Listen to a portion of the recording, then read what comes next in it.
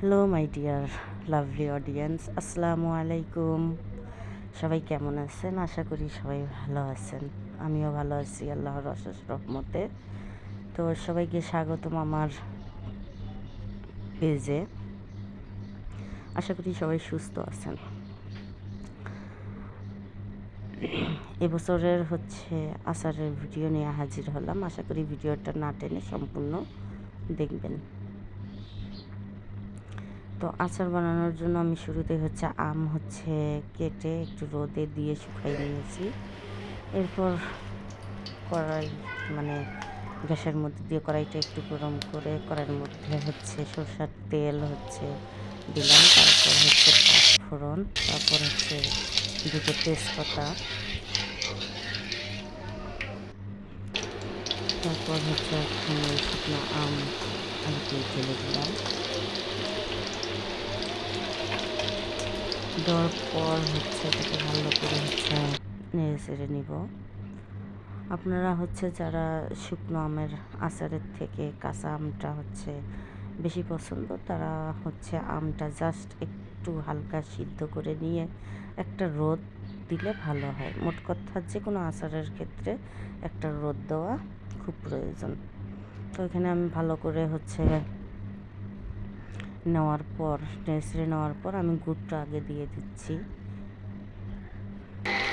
এই আচারটা আপনি এমনভাবে তৈরি করে তাহলে 1 বছরও আপনি সংরক্ষণ করতে পারবেন।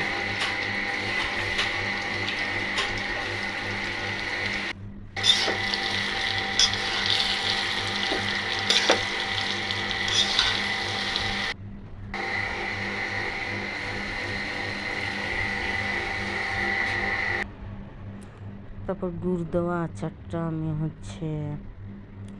গুড়টা একটু কম হয়েছিল, যার কারণে আমি একটু চিনি মিক্সড করলাম আর কি, কারণ গুড়টা তেমনটা মিষ্টি ছিল না। তো এর তো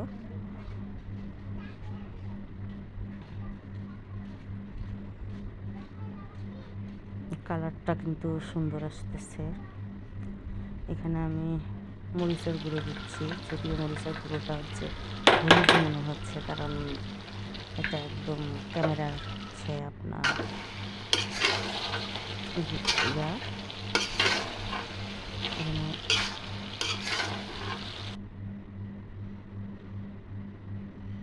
সরাসরি আর কি ফোনের ক্যামেরা থেকে করা। তো গুড় দেওয়ার পর আমগুলো একটু নরম হয়ে আসতেছে। তারপর এখানে পাঁচফোড়ন, এখানে আমার পাঁচফোড়ন বলতে সব কিছুর সাথে ছিল গরম মশলা অ্যান্ড জিরা মশলার গুঁড়ো।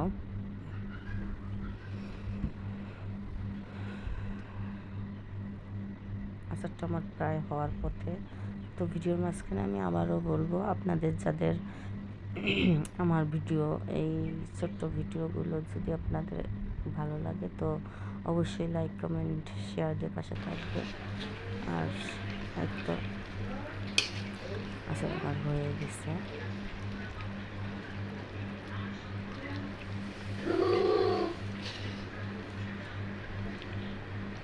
কেমন হলো আচারটা অবশ্যই আমাকে কমেন্টে জানাতে ভুলবেন না।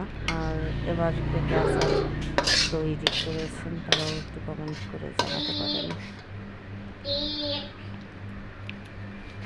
তো আজকের ভিডিও এই পর্যন্ত।